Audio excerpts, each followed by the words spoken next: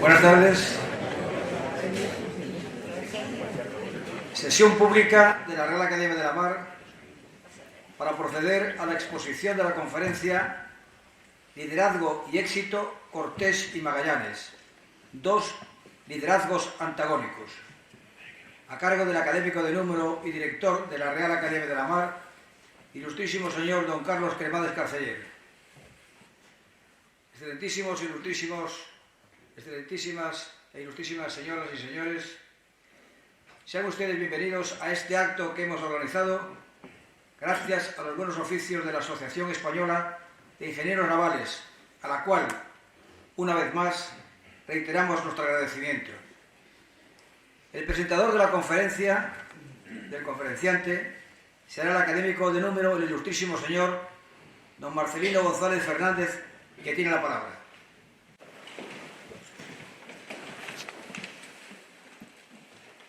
Señoras y señores, muy buenas tardes, sean ustedes bienvenidos.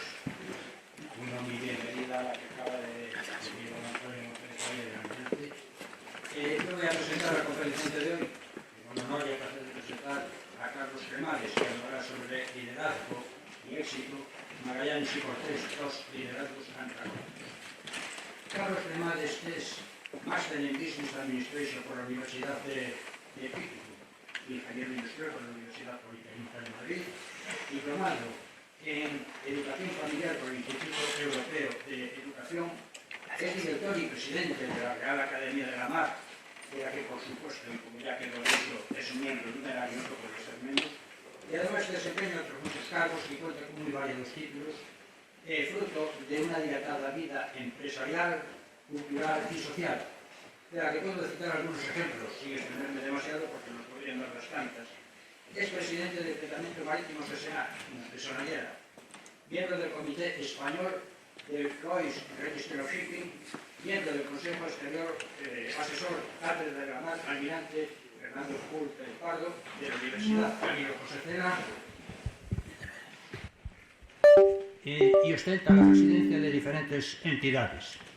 Ha pronunciado muchas conferencias y ponencias y ha participado en diferentes mesas redondas y paneles en los que la mar suele tener un acusado protagonismo, como es el caso de la importancia geoestratégica y política del canal de Suez en la historia reciente, el canal de Suez y la seguridad marítima, jornadas en el 20 aniversario de la Cátedra de la Mar de la Universidad Camilo José Cela, Máster a Comande en el ciclo El Cine y la Mar en la Real Liga Naval Española, la Contraarmada, la Marina Mercante tras el COVID-19, etcétera, etcétera.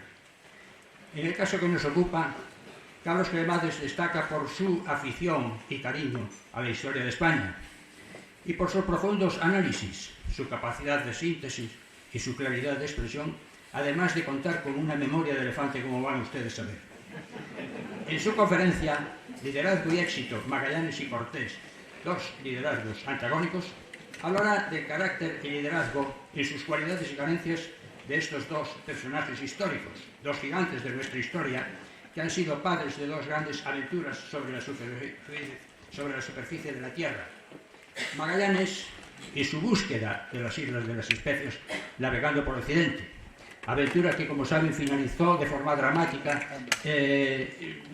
cuando se murió en Filipinas y terminó a cargo del Cano con la vuelta al mundo, algo que no estaba preparado de antemano, pero ahí terminó esa primera vuelta al mundo. Y Cortés es el otro personaje, conquistador del gran imperio mexicano al otro lado del Atlántico, del que nació el que iba a ser el virreinato de Nueva España.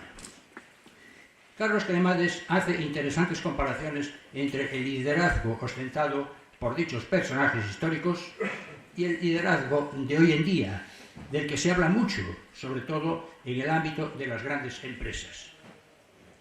El liderazgo actual se efectúa vislumbrando el futuro en un mundo cambiante en el que hay que organizarse, sobrevivir a la competencia, cumplir con los objetivos con audacia y solventando un montón de problemas, teniendo siempre presente que un error puede llevar a la caída en picado en bolsa o, en el peor de los casos, a la desaparición de la empresa. En cambio, los protagonistas de la conferencia Magallanes y Cortés, y como ellos, otros muchos, eran lo que construían ese futuro. Ellos no lo calculaban como se calcula ahora, ellos eran los artífices del futuro que iba a tener nuestro país, con un liderazgo sin cuento en el que un error no producía una caída en bolsa. El error podía llevar a su muerte y a la muerte de su gente y a la desaparición de la empresa, al aniquilamiento total. En resumen, la conferencia de Carlos Cremades se centra en el concepto de liderazgo y en las cualidades y carencias en el liderazgo de estos dos grandes personajes de la historia, que son Fernando de Magallanes y Hernán Cortés. Y sin más preámbulos, porque él es el que nos tiene que contar todas estas cosas, cedo la palabra a Carlos Cremades, agradeciéndoles la atención prestada. El 18 de octubre de 1522, tan solo un mes y pico después de la llegada del Cano, de su primera vuelta al mundo, acontecía en Valladolid un interrogatorio realmente extraordinario. El juez de un tribunal, don Sancho Díaz Leguizano, interrogaba al propio Juan Sebastián Elcano sobre los sucesos gravísimos ocurridos en ese viaje a las Molucas y en concreto sobre lo sucedido con Magallanes. 13 de las 13 preguntas que se le van a formular, 7 tienen que ver con Magallanes, siendo cruciales la 12ª y la 13ª. ¿Cómo mataron los indios a Magallanes? ¿Por qué los que estaban alrededor no ayudaron a Magallanes y a los que estaban a su lado cuando estaban atacados por los indios? Tan solo 5 meses antes, Hernán Cortés ha escrito al rey la tercera carta de relación. En ella le narra cómo en la lucha en las propias calles de Tenochtitlán ha caído prisionero y lo llevan arrastrando 5 capitanes aztecas. Lo llevan arrastrando para matarlo, extrayéndole el corazón en el Templo Mayor. Cuando parece el fin absolutamente inminente, hay un soldado llamado Lerma, un indio llamado Bautista, Cristóbal de Guzmán, que llega con un caballo a toda prisa, y Cristóbal de Olea, que llegan en un último y desesperado intento para liberarle. Lerma acaba con una lanzada en toda la cara. Cristóbal Guzmán muere, lo mismo que el caballo que intentaba llevar para defender y proteger a Cortés. Cristóbal de Olea morirá también. Pero con todo ello, gracias a ello, Cortés logra salvarse. Era la segunda, nos dirá Bernal Díaz del Castillo, que Cristóbal de Olea era la segunda vez que salvaba la vida a Cortés. La primera había sido cuando, ayudado en la toma de Xochimilco, ayudado por 3 tlaxcaltecas, y cuando de nuevo parecía el fin de Cortés inevitable, logró liberarle. Si bien el propio Bernal nos dice que acabó con 3 profundas heridas, cuyas cicatrices, dice, sirvieron y decoraron la memoria de su hazaña. Bueno, tenemos en este momento dos personajes al que uno les parece que su tropa le deja que lo maten y no hace nada por liberarle, y en otro que pareciera que la gente y sus ayudantes están casi deseosos de dar la vida por él, cosa que de alguna manera Bernal nos lo dice en un momento determinado, Bernal Díaz del Castillo, en la historia verdadera de la conquista de Nueva España, cuando nos dice aquella frase: todos pusiéramos la vida por él, frase que cualquier líder de cualquier organización sería el desideratum que desearía oír alguna vez de su gente. ¿Quiénes eran estas 2 personas? ¿Eran buenos líderes? ¿Cómo fue su historia y su vida? Profundizar en ellas nos va a llevar a 2 de las hazañas más impresionantes de la historia de la humanidad. Y evidentemente, por cuestión evidentemente de tiempo, tendremos que hacer unos resúmenes centrándonos en los hechos más significativos, puesto que daría para muchísimas conferencias centrándonos en la vida de 2 colosos de la historia como estos 2. Y empecemos en que iremos narrando un poquito de Magallanes, y luego un poco de Cortés, y Magallanes haciendo una traslación en paralelo, repitiendo ahora mismo que efectivamente tendremos que dejar de lado muchos detalles por cuestión de tiempo. Magallanes nace en Sabrosa, en Portugal, en 1480. Se educa en la corte de la reina Leonor de Portugal como paje. Allí recibe conocimientos de astronomía, de matemáticas, de náutica, etcétera, etcétera. Con 25 años se alista en la primera expedición portuguesa que va hasta la India, posteriormente en otra expedición que llegará hasta lo que hoy es Malasia, en Malaca. En ellas se da cuenta del increíble tráfico que hay de especies sobre todo, pero también de sedas y otros materiales en el lejano oriente. Posteriormente intervendrá en otra acción en la zona de lo que hoy consideraríamos el Magreb contra la piratería, en la que quedaría con una fuerte herida en la pierna que le arrastraría una cojera para toda su vida. De vuelta a Portugal, solicita al rey Manuel I el Afortunado que le conceda el mando de una escuadra. Magallanes era una persona que no tenía demasiadas dotes diplomáticas y claro, el moverse por allí entre los entresijos y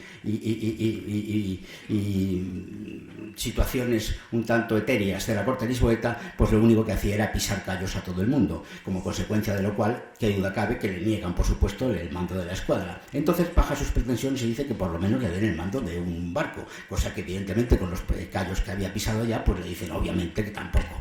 Entonces dice, bueno, pues recurre al rey y le dice por lo menos que me dejen desnaturalizarme, que era tanto como ponerme al servicio de otro rey, lo que hoy diríamos nacionalizarse de otro país. Y yo creo que Manuel I era afortunado en gran parte para quitárselo de en medio, pues le dice que sí.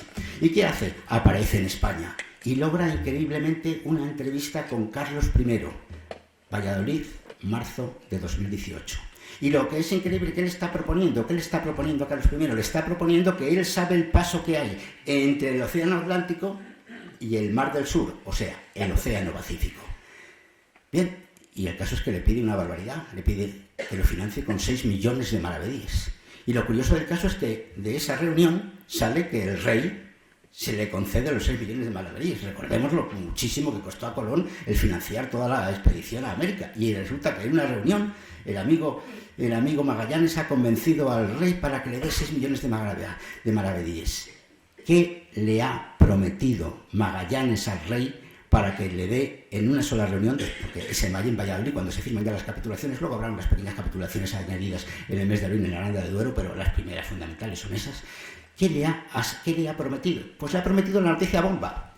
Le ha dicho que por cálculos que le ha hecho junto con su socio Ruiz Faleiro en los archivos de Portugal, resulta que las Islas de las Especias, que de alguna manera están haciendo multimillonaria a Portugal, porque Portugal entiende que está dentro de su zona de acuerdo con el Tratado de Tordesillas, que no son de Portugal, que son de España, que de acuerdo con los cálculos y estudios que él ha hecho, esas islas son de España. Pongamos una pequeña pincelada de contexto de lo que era el tráfico de especies para que lo sepamos valorar. Simplemente decir que de la expedición de la Vuelta al Mundo solamente sobrevive, como todos sabemos, una nave, que es la Victoria, que viene cargada de clavo. La carga de clavo que se vende, que ha traído la Victoria, en el mercado de Amberes se vende en 8,7 millones de maravedíes. 8,7 millones de maravedíes. Claro, aquí hay algunos navieros o gente relacionada con el mundo de la mar. Imaginemos que ahora les dijéramos a alguien de estas personas, oye, tú tienes que comprar un barco y con el primer viaje que hagas ya has pagado la compra del barco, pero no solamente has comprado la esta del barco, es que con los beneficios has pagado el barco que has comprado y puedes comprar 4 barcos más. Habría cola inmediatamente para ese tráfico. Ese es el tráfico que le dice Magallanes a Carlos I que realmente podemos hacer, puesto que entonces evidentemente Magallanes y Carlos I llegan, firman las capitulaciones y qué duda cabe, cuando la expedición se está preparando en Sevilla, ¿qué ocurre? Llegan noticias a la corte lisboeta de lo que está haciéndose. ¿Y qué hace la corte lisboeta? Pues tratar por todos los medios que esa expedición se aborte, como era lógico, como haríamos como de esperar todo el mundo. Eso lleva primero a proponerle a Magallanes que, oye, que aquello de que te dije que no quería nada contigo, pues hombre, que eso que te digo y que te vuelvas para acá.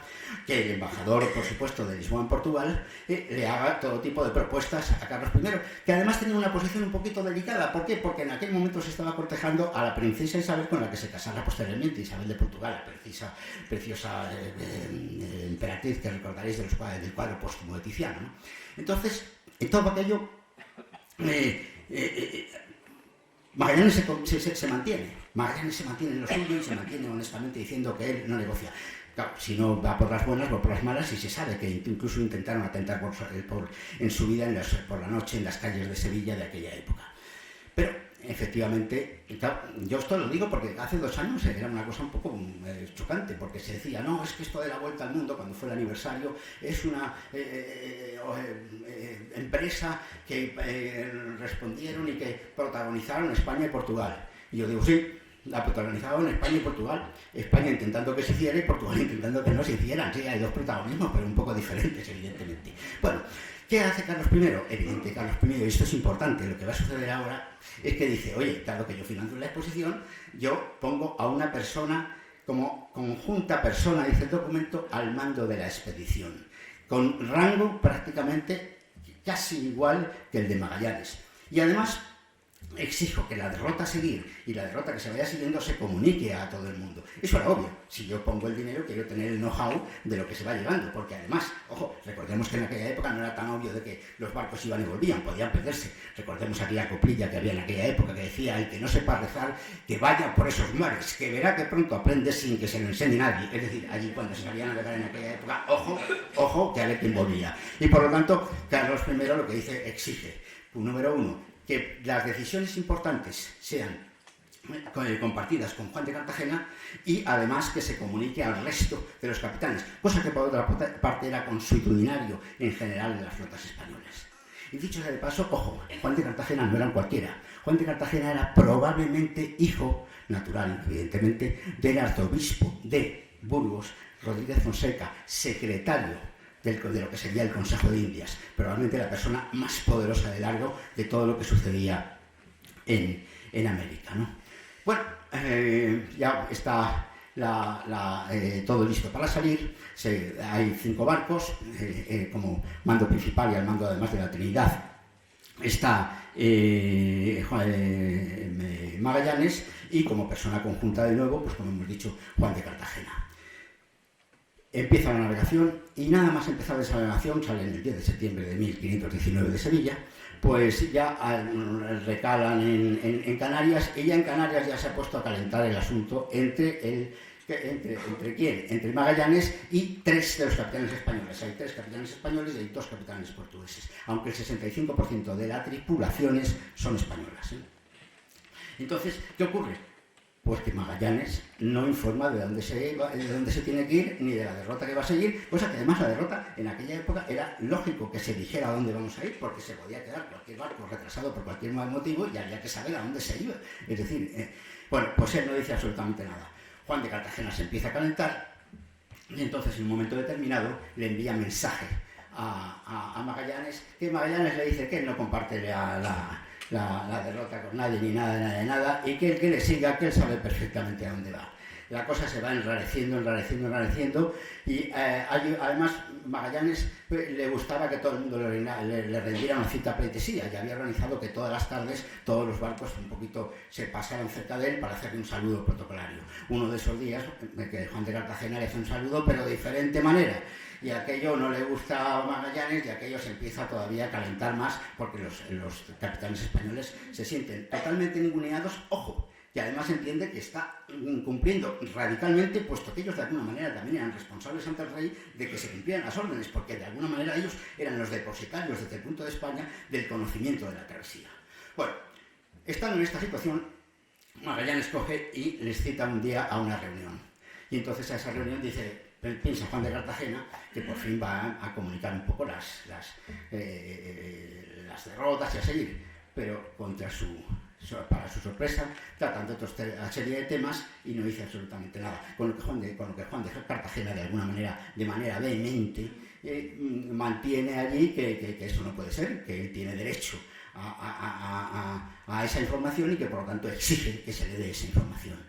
Para sorpresa de todos, Magallanes coge y lo que dice es que le prendan y que le pongan grilletes a Juan de Cartagena. El asunto tiene asunto.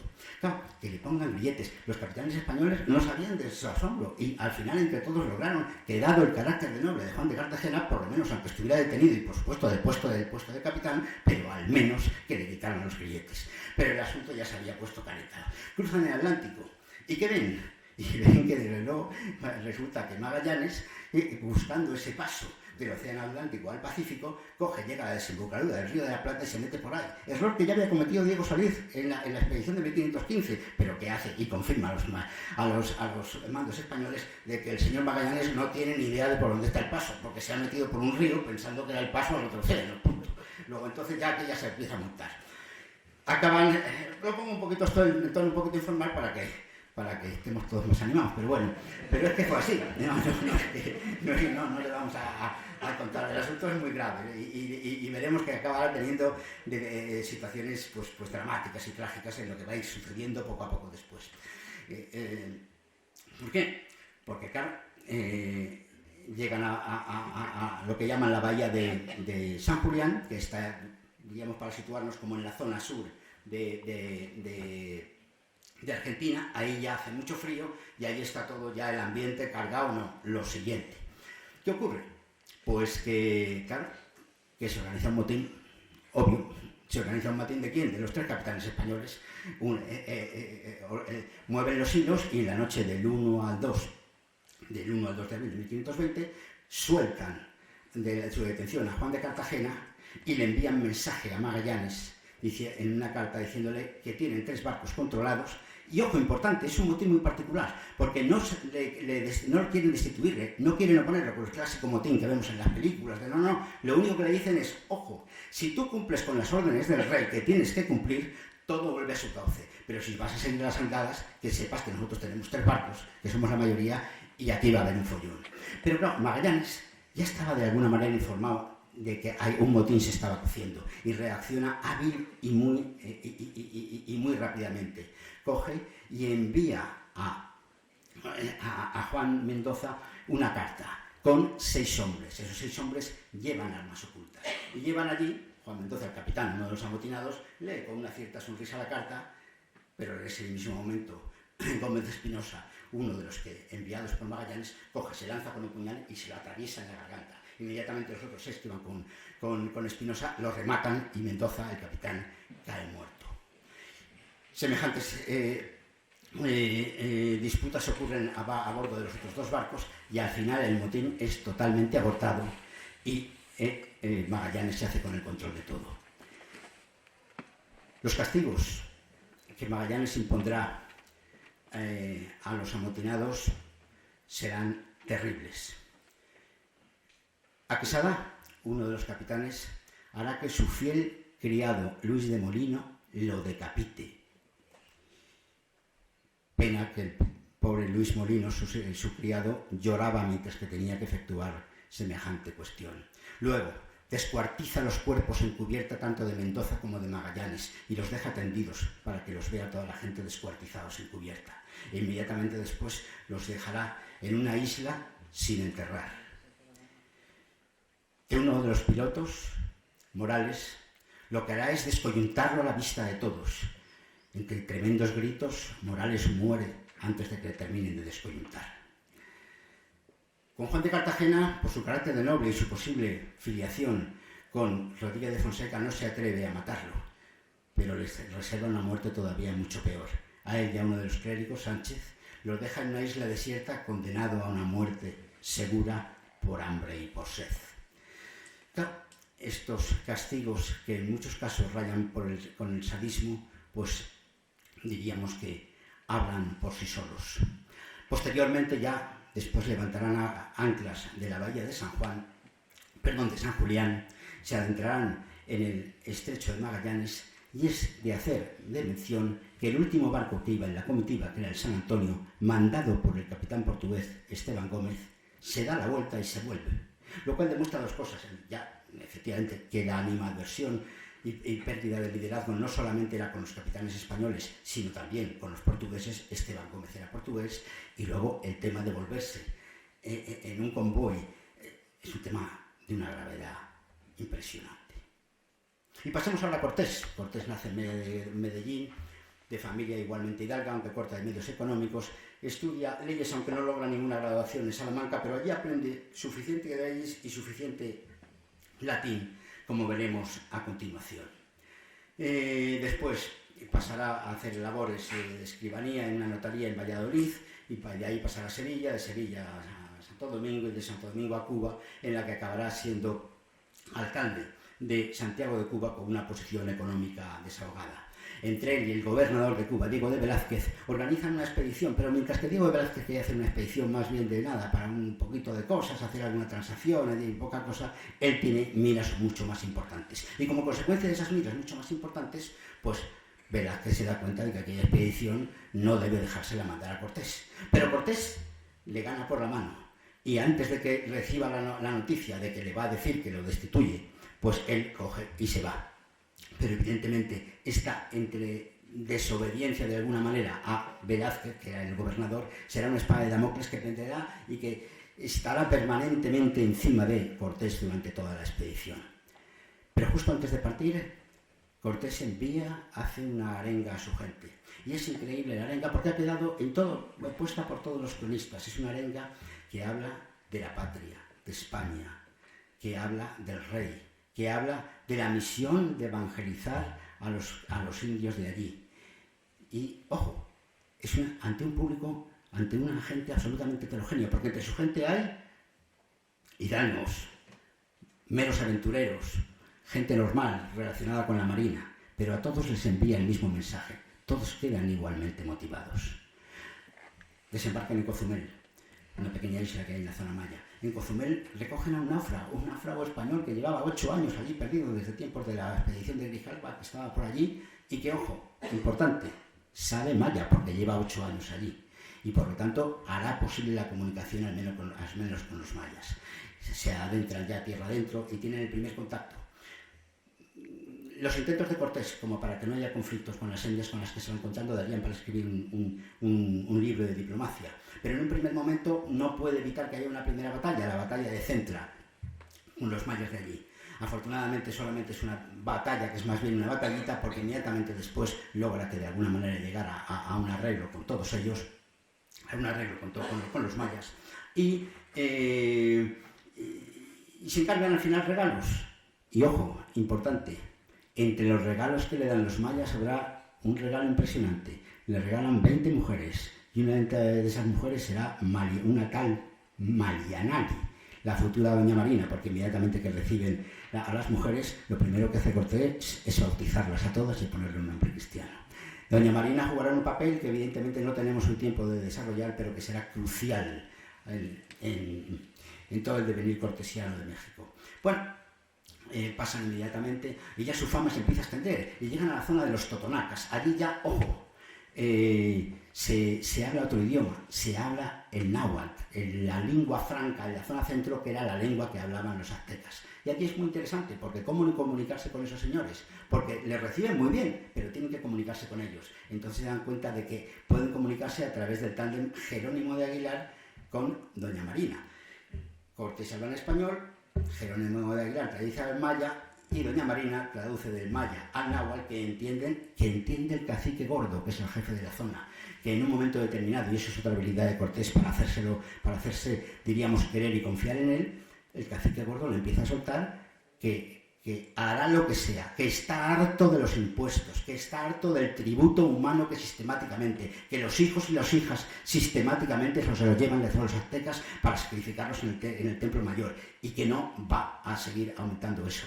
Cortés, evidentemente, escucha toda esta confesión de parte entusiasmado. Y de allí parece que todo va bien, pero no va tan bien. ¿Por qué? Pues porque el amigo Velázquez ha montado en cólera. Ha enviado inmediatamente mensajes para decir que se acabó la fiesta y que vuelvan todos inmediatamente para allá, que está absolutamente desautorizado y que, desde luego, él, como gobernador, le obliga y le exige que venga que regrese inmediatamente. Claro, la situación de Cortés es muy comprometida, porque efectivamente él sabe que su gente sabe que él ya no tiene autorización y que acaba de llegar de Cuba una orden diciendo que él se tiene que volver. ¿Qué hace entonces? Entonces demostrará que esos años que ha estado en Salamanca y en la escribanía han servido para algo. Porque ¿qué hace? Para no depender de Cuba, funda una ciudad, la Villa Rica de la Veracruz. Hacen elecciones y en esas elecciones nombran a un corregidor y nombran a un alcalde. Y son el corregidor y el alcalde los que nombran capitán general ¿a quién? Evidentemente a Hernán Cortés. La figura, esto parece como una especie de regate en corto de andar por casa, pero no es así, no tenemos tiempo. Pero está basado fundamentalmente no tanto en las leyes de toro como sobre todo en las 7 partidas, en concreto en la primera, segunda y tercera partida. Daría para otra conferencia apasionante como Cortés logra estructurar todo ello. Pero eso no es más que, diríamos, un poco de tiempo muerto. ¿Por qué? Porque Cortés sabe que seguro que Velázquez ha escrito a la corte, donde evidentemente el todopoderoso Rodríguez Fonseca, el supuesto padre de Juan de Cartagena, es el que no permite que se mueva absolutamente nada, y tarde o temprano van a llegar órdenes diciéndole que aquello se acaba. Y efectivamente esas órdenes llegan. El 1 de julio llegan esas órdenes. ¿Qué dicen esas órdenes? Que es que la corona, el propio Carlos I, ha nombrado a Velázquez la persona que tiene que explorar. La situación es crítica para Cortés. Dentro de poco no es que habrá desobedecido a Cortés, es que ha desobedecido a Cortés, al rey y a todo el mundo, y por lo tanto sería reo de muerte por partida doble. ¿Qué hace entonces? Entonces hace una jugada maestra de nuevo. Coge y hace que el cabildo escriba una carta que es antológica al rey, en el cual le dice, de acuerdo con todas las leyes de toro, que lo que quiere ese cabildo es efectivamente que sea Cortés el que siga con la expedición. Y claro, pero no basta con eso, hay que ser congruente con eso. Y precisamente como es el cabildo, el nuevo cabildo del cual depende, ¿qué hace? Envía el quinto real, el 20% de todo lo que podía sacar de exposición, había que enviarlo al rey, ya no se lo envía a Velázquez, se lo envía directamente a España, al rey. Pero es que no solamente le envía el quinto real, convence a su tropa para que le envíen todo, el 100% de lo conseguido hasta ese momento les convence para que, aunque les correspondería, de acuerdo con las normas consuetudinarias del botín, dice todo. Hay que enviarlo para allá. Si estuviéramos en una partida de póker, diríamos que Cortés va arrestado, ha puesto todos sus saberes en la mesa y efectivamente los envía a la corte, los envía a Carlos I. Los regalos, que son extraordinarios en fondo y forma, llegan en el mejor momento, porque Carlos I acaba de partir para ser coronado emperador en Aquisgrán. Ha tenido que pedir un préstamo extraordinario a los Fugger, avalado de sus imperativos españoles, para poder comprar los votos de algunos de los sectores alemanes, y necesita el dinero como el comer. Pero es que los regalos además son fabulosos. Tan fabulosos que inmediatamente Carlos I lo que hace es que los envía, y los envía a Bruselas. Allí en la Gran Platz, en el edificio del ayuntamiento, se exponen el gran pintor Alberto Durero irá a verlos y escribirá en su diario: jamás he visto en mi vida unos objetos que solacen tanto mi corazón. Pero es que además esos objetos tienen un valor de 37,5 millones de maravedíes, más de 4 veces lo que había costado toda la expedición para dar la primera vuelta al mundo. Aquello es muy importante porque además, y eso los abogados aquí presentes lo entenderán perfectamente, el mero hecho de la recepción por parte de la corona, directamente por Cortés, de los regalos, supone un implícito acto propio de aquiescencia de las posiciones cortesianas. Si yo me quedo directo, lo que me acaba de enviar Cortés es que tiene derecho a enviármelo como enviado desde la Villa Rica de la Veracruz, y por lo tanto Velázquez no cuenta nada. Pero Velázquez tiene su quinta columna dentro de las flotas, dentro de la gente de Cortés, y no descansa. Y esa quinta columna ve que efectivamente ellos ya no quieren seguir allí, que es mucho más seguro volver a Cuba que andar con Cortés, que no se sabe a dónde va a acabar. Y entonces organizan el apoderarse de un barco, matar al maestre y escapar con un bergantín por la noche. Pero tan solo unas horas antes de que eso suceda, el motín es descubierto. Cortés ahorca a los 2 responsables. Vemos que Cortés también sabe efectuar y hacer justicia de una manera drástica, pero no hay ni pizca de asomo ni de sadismo ni de venganza en el mismo. Pero además no se queda ahí. Cortés coge y habla a la tropa y les vuelve a decir los objetivos que tiene la expedición. Y en un acto efectivo y efectista coge y barrena todos los barcos. La leyenda irá transformando la palabra barrenar con la de quemar, y queda un poco en el acervo popular la expresión quemar las naves, como expresión de que se ha terminado con una posibilidad, de que ya se ha terminado con la posibilidad de un camino y ya no queda más que otro. Pero además de ser una medida práctica para que nadie piense que pueda huir, el quemar las naves es de alguna manera un significado importante, porque Iris en la Eneida, ¿qué hace? Quema las naves para que la expedición no prosiga. Alejandro el Magno, cuando llega a Fenicia y ante una batalla con un enemigo muy superior, también quema las naves. Julio César, cuando atraviesa el Rubicón, pronuncia la famosa frase: la suerte está echada, como diciendo que ya no hay vuelta atrás.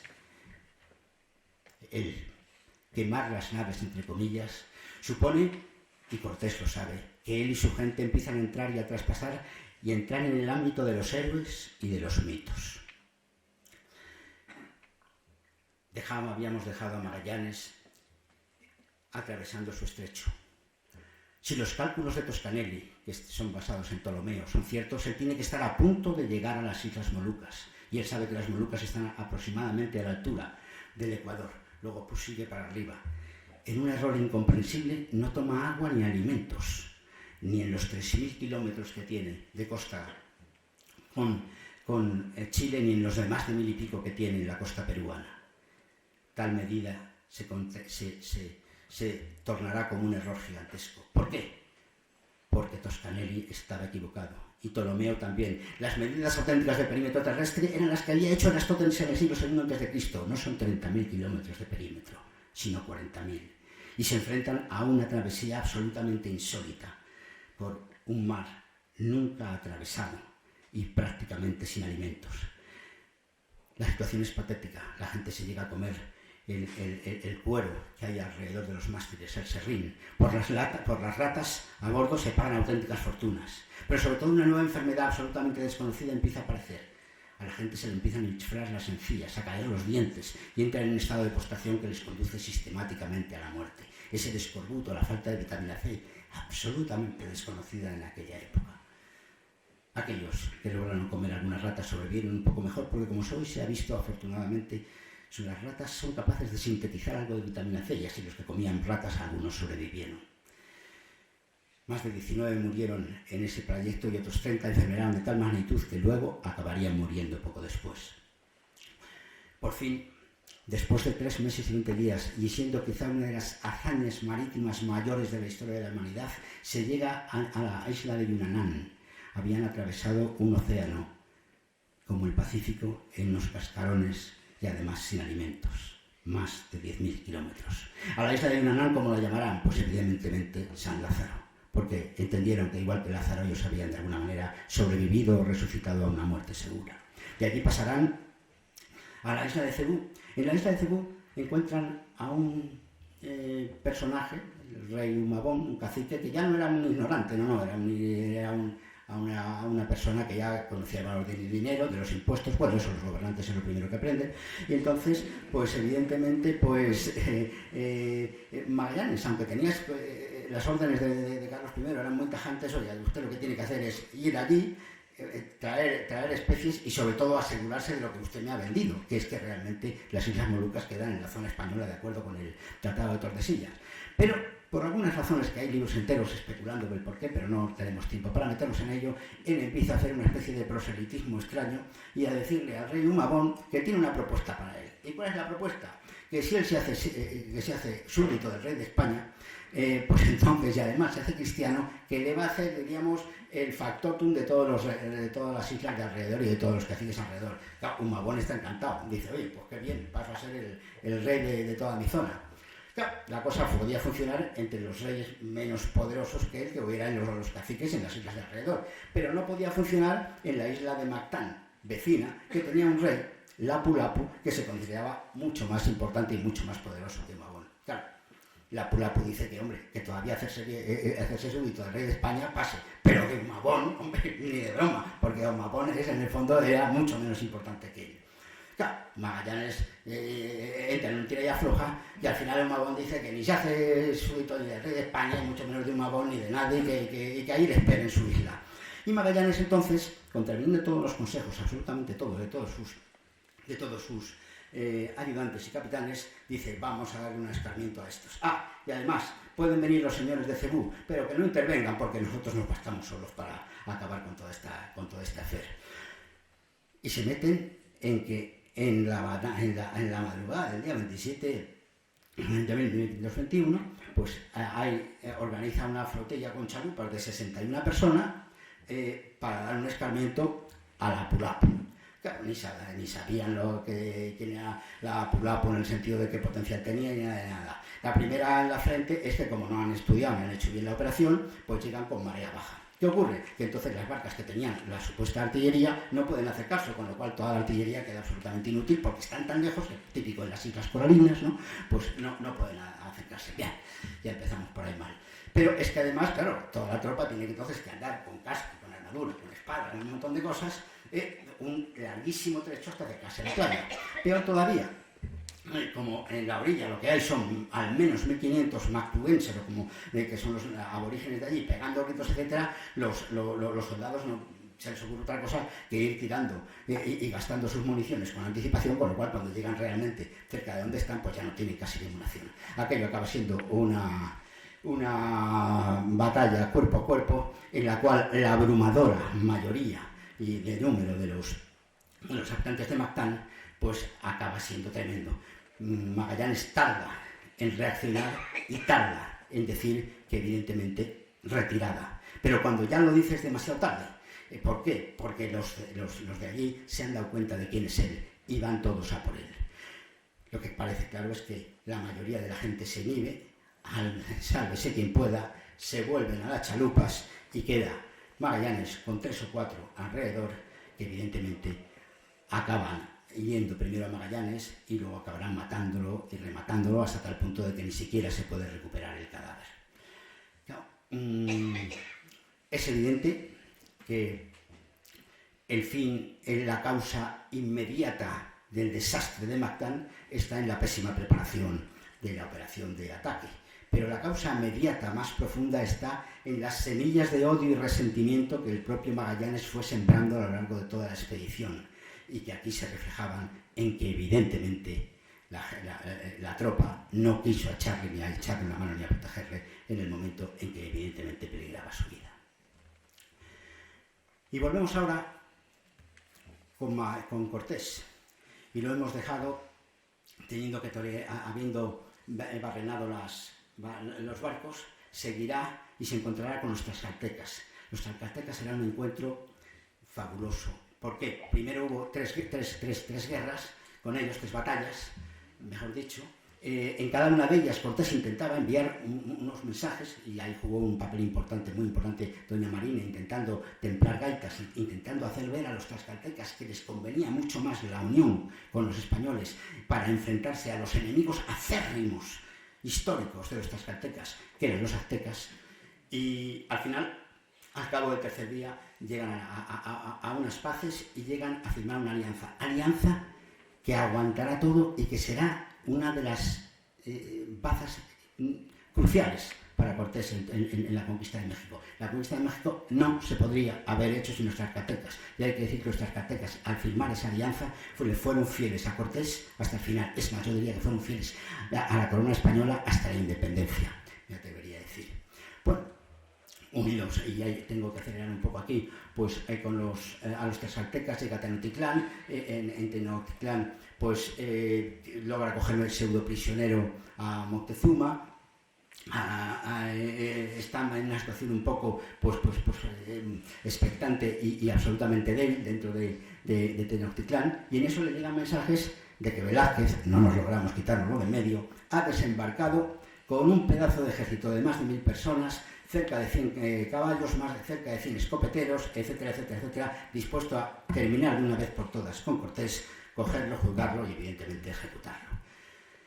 La situación de Cortés es impresionante.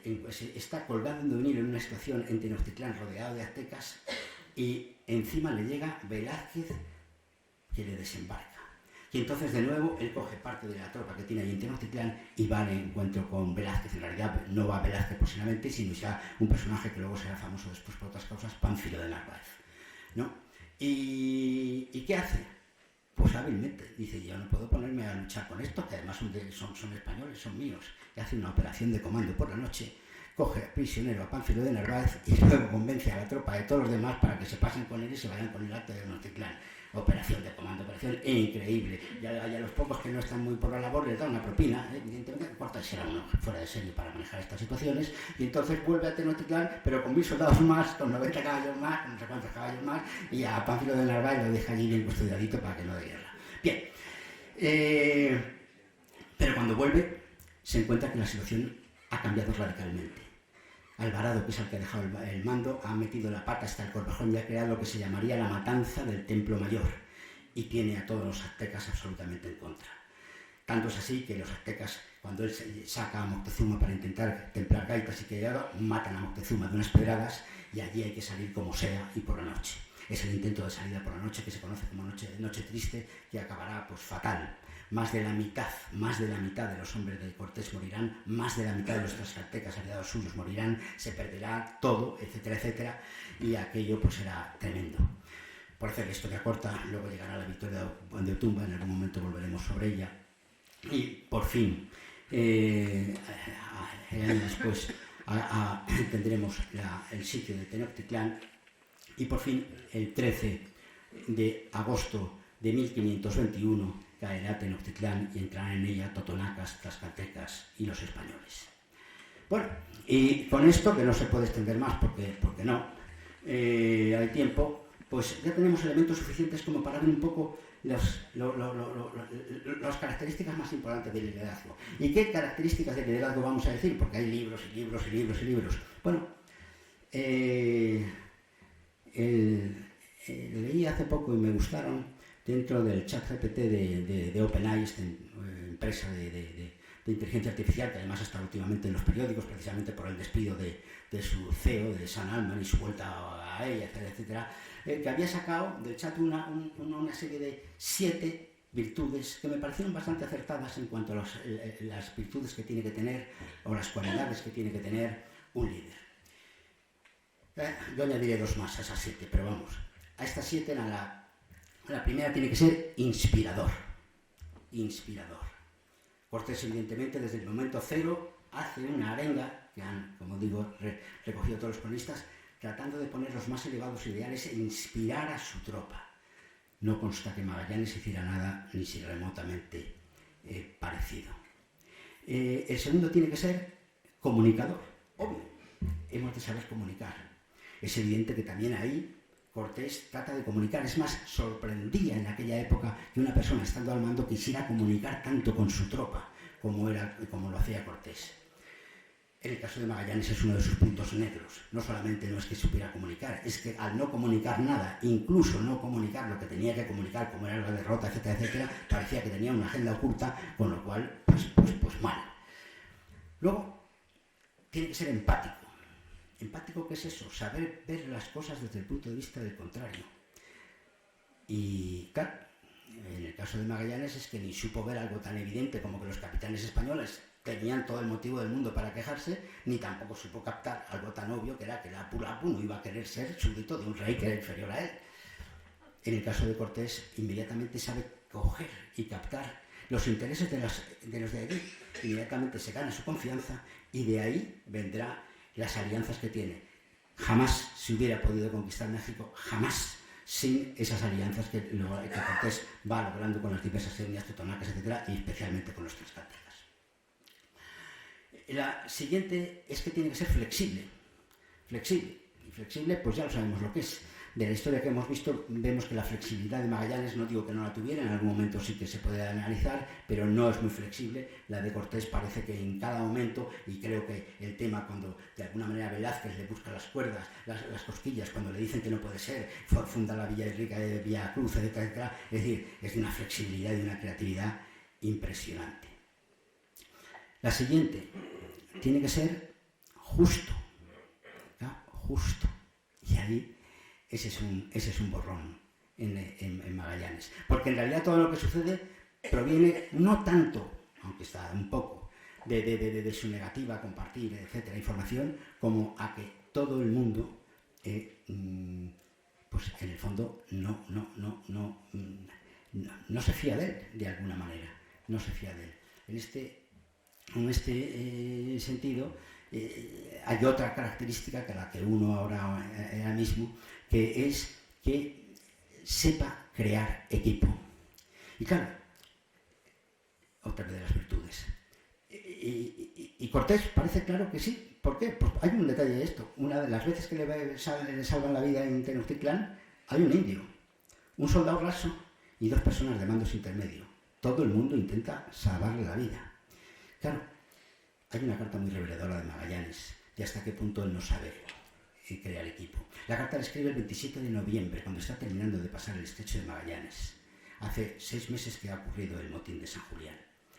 Y la escribe a otro capitán, a Duarte Barbosa, que es, en el fondo, pariente suyo, puesto que es primo hermano de su mujer. ¿Y qué le dice? Le dice algo increíble, que él toda la vida ha estado intentando comunicarse con todos, que siempre ha tenido la puerta abierta para hablar con todos, que siempre ha estado comunicando y aceptando todas las propuestas de todo el mundo, pero que desgraciadamente desde que ocurrió lo de San Julián se encuentra solo y nadie le tienen miedo y nadie viene a hablar con él. Para algunos historiadores esta carta es una prueba de cinismo al máximo. Y además lo apostillan diciendo, mire usted, esto es tratar de preconstituir prueba, porque como sabe que cuando vuelva a España va a haber bronca y le van a pedir esto, y no va a tener prácticamente ninguna opinión a favor, trata de preconstituir la prueba de que aquello era una balsa de aceite. Pero diríamos que sobreactúa, o al menos eso dicen los críticos que toman esta postura. ¿Por qué? Porque firma la carta y es la primera vez que firma con su nombre castellanizado. No digo más. Hay otros que dicen que no, que esa carta es una prueba evidente de que él está haciendo propósito de la enmienda, de alguna manera dándose cuenta de los errores anteriores. No quito ni lo uno ni lo otro, ni digo que ni uno ni otro no vaya a tener parte de razón, pero para mí lo que es evidentemente y antes que todo es un reconocimiento del fracaso absoluto del líder, que escribe diciendo que nadie le va a decir nada, que no puede hablar con nadie. ¿Y a quién le escribe la carta? Al único que puede escribírsela, porque es pariente suyo, porque es el primo hermano de su mujer. A estas características yo uno 2 más. Una, la perseverancia. La perseverancia porque no hay objetivo que se pueda conseguir si no se es perseverante. Y por lo tanto la considero fundamental. Pero admito que hay gente que dice que la perseverancia, pues sí, pero no. En concreto, en este mismo año, en el mes de abril, Manuel Conte, en Expansión, que siempre escribe artículos provocadores, pero siempre interesantes en general, escribía un artículo llamado El dilema de Magallanes, basado en un libro de Fernández Ernesto que se llamaba Magallanes más allá del mito, en el que, en el fondo, el artículo venía a reflejar abandonar o seguir. ¿Dónde está el acierto? Y venía a decir el artículo diciendo, no siempre la perseverancia es una virtud. Manuel Conte, evidentemente relacionado con el mundo económico, decía, y muchas veces llega a fatales consecuencias. Veamos a los empresarios muchas veces en los costes hundidos. Como he metido tanto dinero aquí, tengo que seguir, y como tengo que seguir, meto más dinero, y cuanto más dinero meto, entonces más pillado estoy. Dice, ahí el acierto no está en perseverar, sino en largarse cuanto antes. Punto número 1. Manuel Conte, siempre creativo, nos dice que además eso se da en otros ámbitos, por ejemplo en el deportivo. Dice, una cordada que intentara escalar un 8000 y que fuera muy perseverante, el jefe de la cordada a lo mejor alargaba la escalada más allá del tiempo, volvían tarde, era de noche y acababa siendo aquello pudiendo provocar la muerte de todos los escaladores. Dicho todo lo cual, yo sigo creyendo que la perseverancia es fundamental e imprescindible para alcanzar metas, y por lo tanto que es una gran virtud. Y quizá la tengamos metida en el ADN español. ¿Por qué? Porque fijaos, si las palabras para nosotros abandonar, retirarse, tienen siempre una connotación algo negativa, mientras que la de resistir, aguantar y permanecer tienen todas una connotación positiva. Y la última característica de un líder que añado yo es la de tener el temple y el aguante y la clarividencia de juicio en las situaciones límite, en las situaciones en las que está todo perdido, en las situaciones en que una decisión de una manera o de otra puede variar por completo el resultado de todo, en las situaciones en las que la línea que separa el éxito más profundo de la derrota más total es prácticamente invisible. En esos momentos hay que tener temple y además acierto. Y hay Magallanes, que duda cabe, que pues claro, en San Julián lo hizo muy bien, pero sin embargo luego en Mactan pues lo hizo bastante mal, porque de alguna manera tenía que haber visto que aquello ya había que tomar una decisión, y esa decisión en la presión máxima de que ya aquello no tenía, había que tomarla mucho antes. La posición y el comportamiento de Cortés en situaciones límites es sencillamente admirable e increíble. 6 días después de la noche triste en que han muerto más de la mitad de sus hombres, más de la mitad de los tlaxcaltecas, ya no tiene armamento, la pólvora está mojada. De los caballos se le quedan escasamente 20. ¿Cuántos serán capaces de galopar? En esa situación intenta desesperadamente llegar a Tlaxcala, pero los aztecas que le venían hostigando le cortan la retirada y le sitian en el valle de Otumba. Van vestidos de blanco. Salazar dirá que son tantos, dicen que cerca de 100.000, que parecía que estaban todas las cumbres de alrededor nevadas.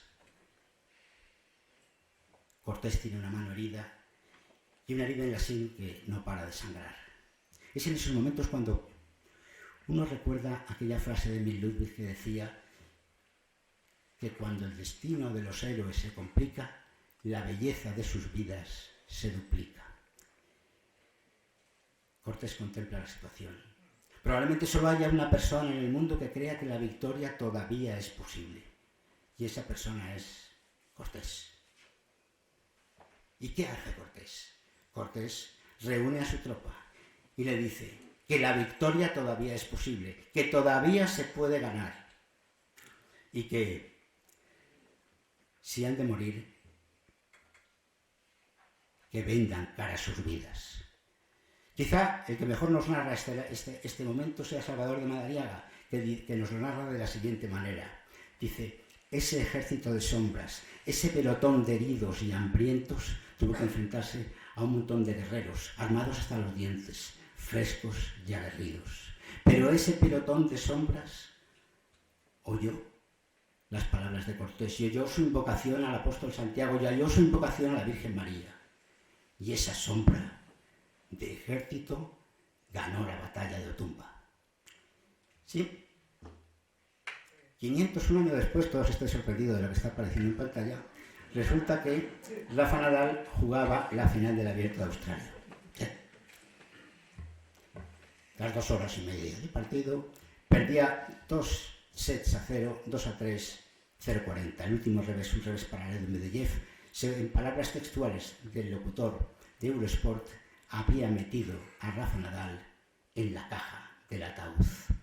Probablemente en ese momento nada más que había una persona que creía que Rafa Nadal podía ganar el partido, porque las casas de apuestas y los ordenadores de todo el mundo decían que las posibilidades de que perdiera Nadal eran casi del 100%, del 96%.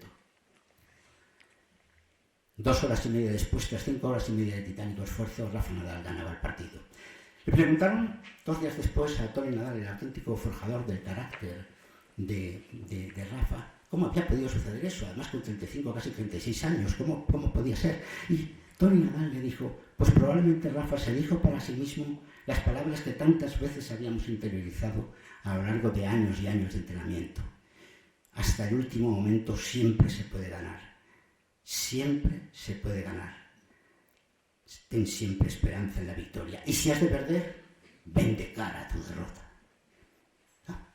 Evidentemente no voy a comparar ni mucho menos la trascendencia infinitamente mayor de lo hecho por Cortés de la de Rafa Nadal, pero creo que es motivo de orgullo y de esperanza el que 500 años después otro español se diga palabras muy parecidas a las que se dijo Cortés y que esas palabras le lleven a una victoria para él y para España.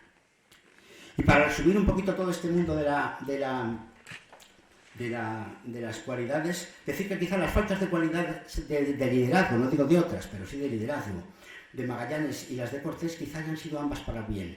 Me explicaré. Porque si Magallanes hubiera sido un buen líder, probablemente no habría muerto en Mactán.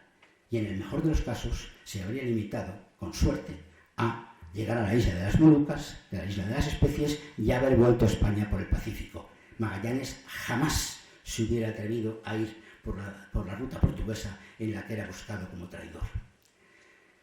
Gracias a su muerte, entre comillas, pero por entendernos, Juan Sebastián Elcano toma el mando de la victoria y se atreve en un golpe absolutamente de audacia a ir por esa ruta portuguesa y llegar y conseguir lo que es el hito de la primera vuelta al mundo. Magallanes aparece de ahí como coautor y gracias a Elcano es coautor de una hazaña que probablemente él, bueno, probablemente no, con toda seguridad, él nunca pensó y que probablemente jamás hubiera podido realizar. Y con respecto a Cortés, ¿qué decir? Que estamos ante uno de los grandes héroes de la historia universal. Compararlo con Alejandro sería empequeñecerlo. Sí. No solamente porque, como decía Clausewitz, solo aquellos que consiguen grandes hechos con medios pequeños llegan a la meta de modo triunfante, sino por una causa todavía mucho más clara y evidente. Nada queda de la herencia alejandrina ni en Egipto, ni en Turquía, ni en Irán, ni en Afganistán, territorios conquistados por Alejandro. Mientras que la herencia de Cortés está presente en decenas y decenas de millones de personas que viven ahora mismo en México, que además sirvió como modelo para otros territorios colindantes. Sí. Y quizá después de esto, para terminar, sería bueno comparar o recordar aquel diálogo que mantienen Hernán Cortés con Bartolomé de las Casas. Bartolomé de las Casas, de alguna manera, le recrimina un día a Cortés que por qué ha acabado con el imperio azteca y ya lo ha deshecho. La verdad es que la pregunta no deja de tener su miga, que le dijera un clérigo, ¿no? Porque, como nos dice el profesor Victor Hanson Davis en su libro Matanza y Cultura, tan solo en las fiestas de inauguración del Templo Mayor hubo más de 80.000 muertes de personas de otras etnias. Como el mismo Hanson Davis puntualiza, una cifra diaria muchísimo mayor que la del campo de exterminio de Auschwitz. Pero Cortés probablemente se le quedaría mirando, y sabemos lo que le contestó. Lo que le contestó fue: qui not intram per ostium furest latro. El que no entra por la puerta es ladrón y salteador. Respuesta absolutamente desconcertante en fondo y forma. Punto. Pero brillante y sincera. En primer lugar le contesta en latín. No admite una supuesta superioridad cultural de las casas. En segundo lugar le contesta con un pasaje del Evangelio de San Juan, Juan 10:1.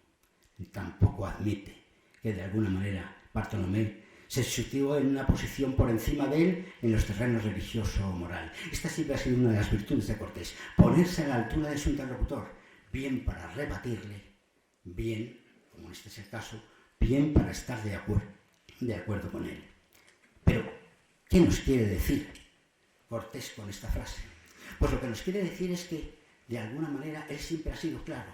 Siempre ha sido claro en que quería acabar con un régimen como era el azteca, uno de cuyos pilares era el exterminio sistemático de las etnias de las zonas comunes. Gracias a eso todos apoyan a Cortés.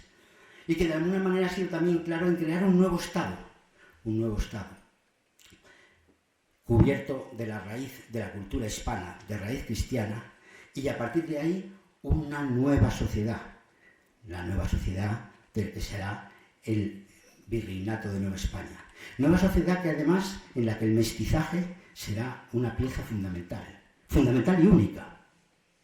Y yo diría que absolutamente excepcional, porque no existió en la colonización de los ingleses en Estados Unidos, ni en la India, ni mucho menos en Sudáfrica, ni la belga en el Congo, ni la holandesa en Indonesia, y por lo tanto que se revela absolutamente excepcional. Pero quizá el último y séptimo velo que todavía nos quiere decir Cortés con esa frase no es lo que él ha dicho, o no es solo lo que él ha dicho, porque el texto de San Juan continúa. ¿Y qué dice? Dice: yo soy el buen pastor que conoce a mis ovejas. Evidentemente Cortés no está queriendo decir que sea el buen pastor para nada, pero sí está queriendo decir que él de alguna manera es el padre de ese nuevo Estado, el virreinato de Nueva España, que él ofrece a su patria y a su rey, y que de alguna manera plasmó de manera ideal Lope de Vega en aquellos preciosos versos que puso en boca de Cortés y que decían: di a España triunfos y palmas en felicísimas guerras, al rey infinitas tierras y a Dios infinitas almas. Muchas gracias.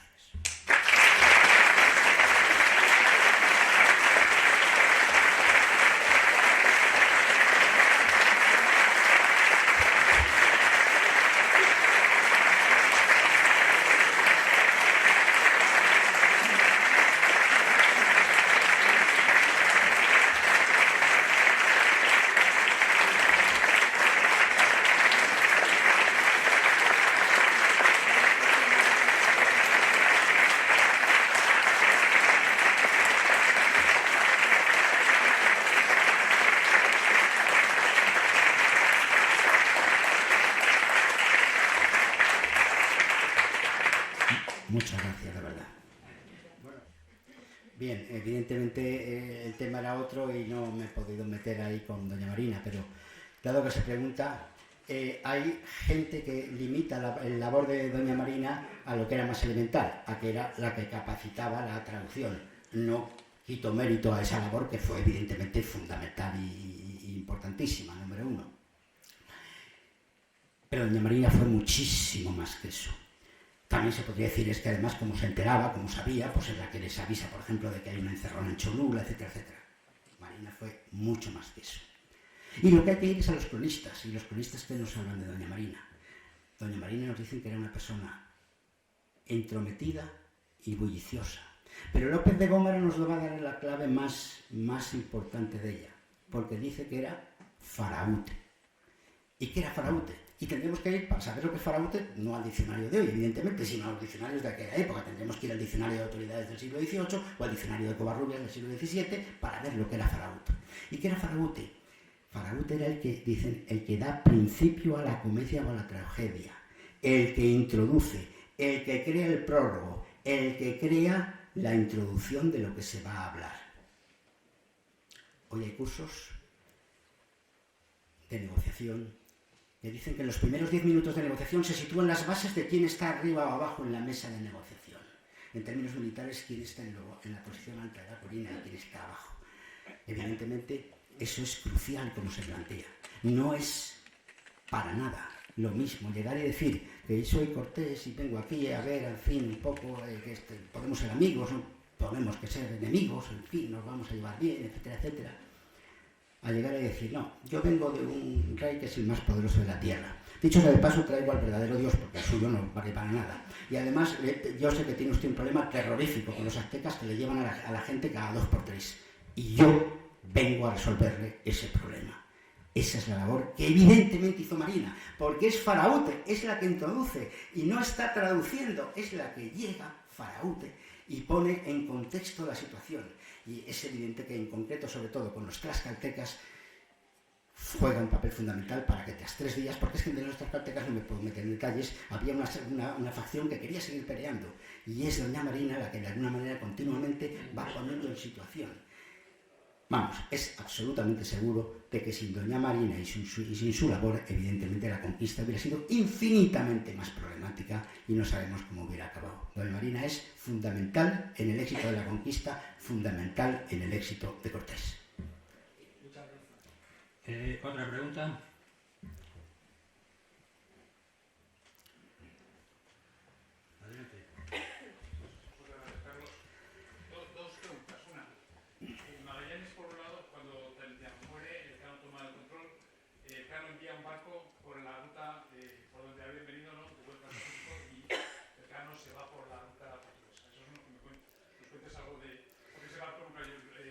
Claro, vamos a ver, efectivamente hay una decisión, no es que el cano queda como quitando un barco y el otro queda como capitán de otro barco, pero lo que ocurre es lo siguiente: ese segundo barco lo tienen que, va tan cargado que pierde agua. Aunque meten buzos varias veces para localizar la pérdida, no la pueden detectar. Ojo, que están en las Molucas, ojo, que están en territorio portugués, o sea, ojo, están en campo contrario y con árbitro de Barça, no están en el mismo sitio, no estamos aquí.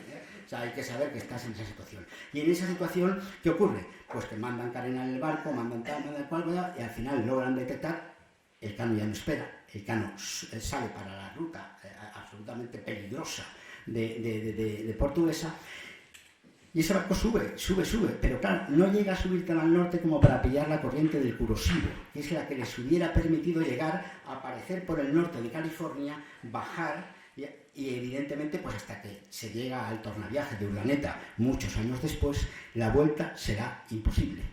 Por eso digo, antes cuando hablando de Magallanes he dicho, en el mejor de los casos hubiera podido volver por la ruta del Pacífico, en el mejor de los casos.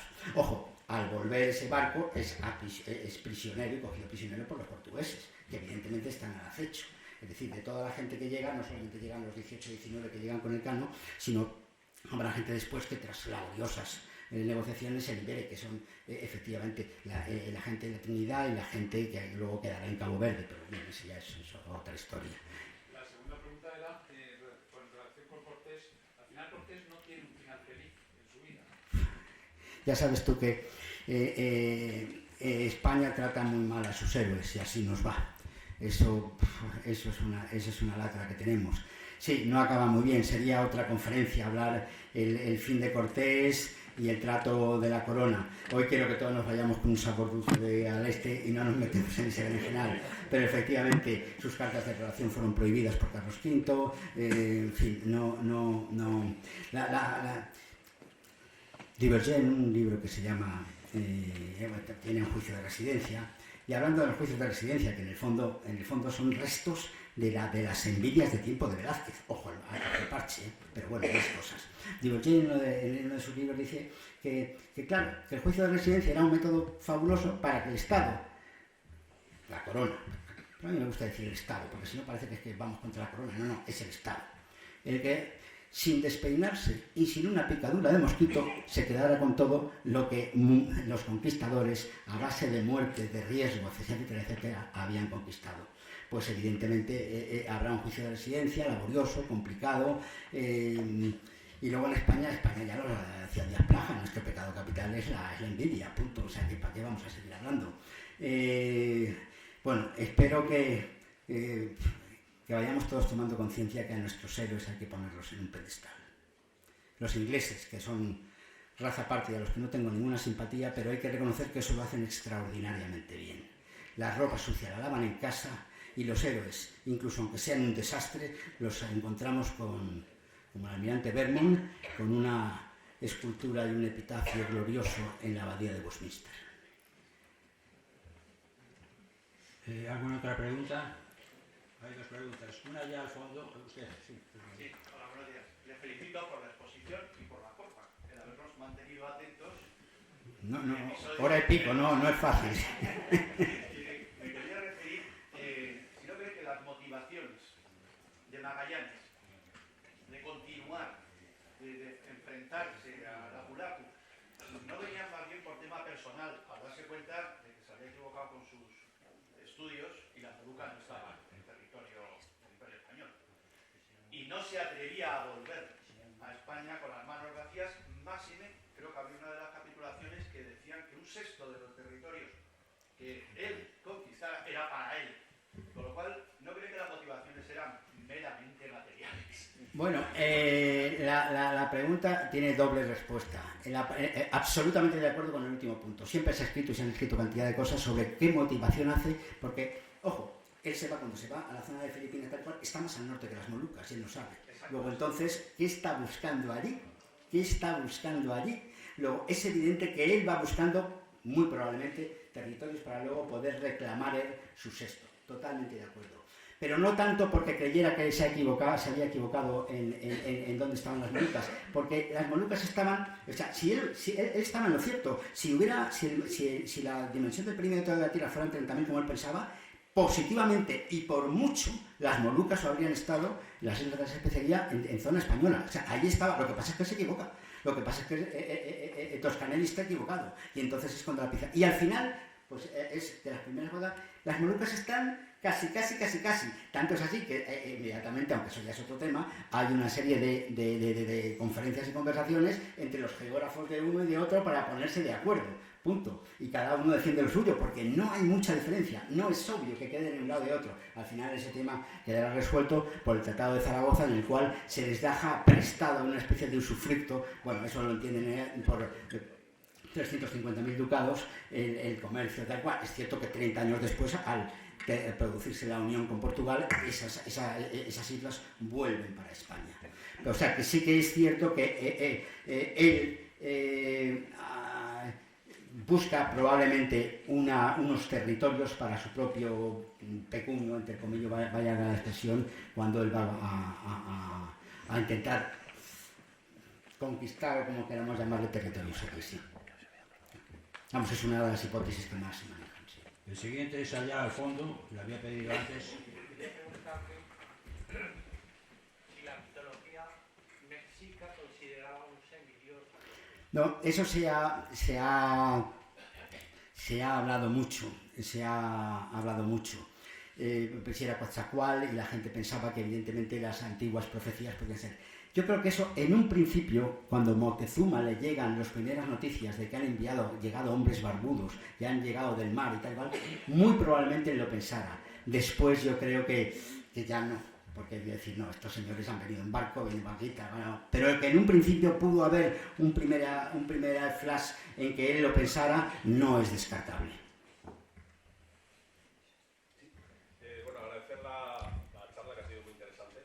Y luego no sé si se te pasó también analizar la vida de Pizarro como a que podría ser algo intermedio en el que también crea un equipo para desarrollar una gesta tremenda, pero luego termina pues como termina, ¿no? Asesinado por alguien cercano. Por el hijo del Magro, sí. Y sus amigos. Bueno, que esto, vamos a tener que hacer más conferencias. La vida de Pizarro es otra vida absolutamente apasionante. Estamos en otro mundo y claro, sí, hacemos otra conferencia sobre Pizarro.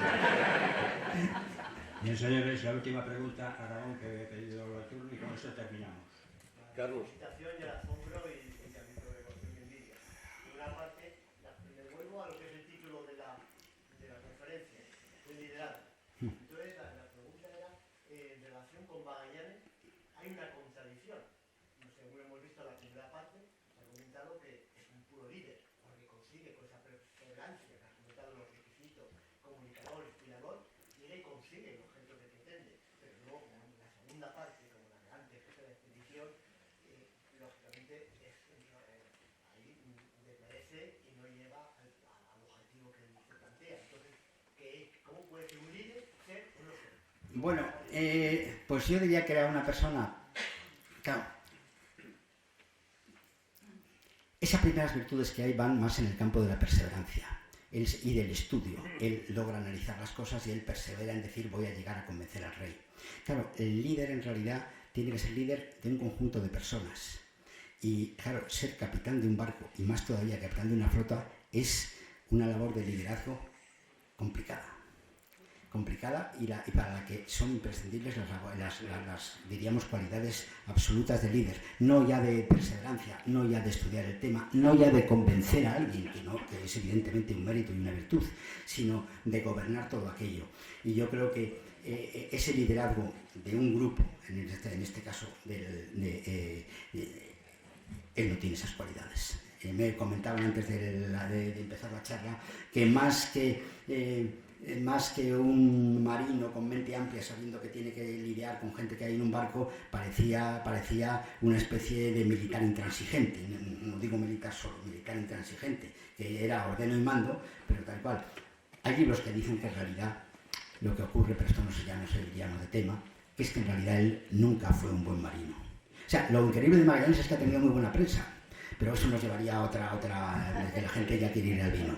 Pero me parece que ahí Pedro tenía otra nueva pregunta. Gracias. Primero agradecerte sinceramente la exposición tan fantástica que has hecho, tan amena y tan completa. Aunque no lo he mencionado, yo creo que en tu conferencia late todo el tiempo un poco el modelo distinto de conquista, por llamarlo de una manera, entre España y Portugal. No cabe duda que en el siglo XV los portugueses eran los grandes navegantes, Escuela de Sagres, el infante de Sagres, Enrique Navegante. Pero los portugueses, a diferencia de los españoles, nunca fueron colonizadores. Yo sé que la palabra a lo mejor no suena muy bien, porque ahora no sé cuál es la que se puede usar sin que la cultura woke se te eche encima. Pero bueno, sean colonizadores, sean conquistadores, o sean repobladores o pobladores, los españoles fueron a fundar. Y los portugueses, siendo tan buenos navegantes, solo fueron a comerciar. Y eso me parece que es importante, y quizá en la idea de Magallanes estaba más bien esa, de comerciar, mientras que Cortés tenía muy claro lo que quería hacer. No, eso es cierto, y efectivamente se habla mucho, la palabra efectivamente colonizar es una palabra ahora que no gusta a nadie. Por una parte a los españoles no nos gusta, a mí por lo menos, porque es un término que nos compara con algo que sucede en el siglo XIX, sobre todo por otras potencias, y que no tiene absolutamente nada que ver, porque sigue ese, diríamos, patrón, pero exagerado todavía más, de Portugal. Y de hecho, efectivamente, ¿qué hacen? Pues hay países que llegan a un sitio y tardan 200 años en construir una universidad o un colegio, o en interesarse por las lenguas de allí. A los 10 años de llegar Cortés allí, ya hay una gramática de náhuatl. Y ya a los 15 hay un colegio para los indígenas. Hombre, si lo comparamos con Estados Unidos, en que el único indio bueno era el indio muerto y que tardaron no sé cuántos años en tener la primera gramática de los indios de por allí, yo creo que está dicho todo. Pero vamos, eso podemos seguir dándole en futuras conferencias, hay que dejar algo para otro día. Bien, señoras y señores, el tiempo vuela. Así que ponemos punto final a este interesante coloquio. Muchas gracias por sus estupendas preguntas.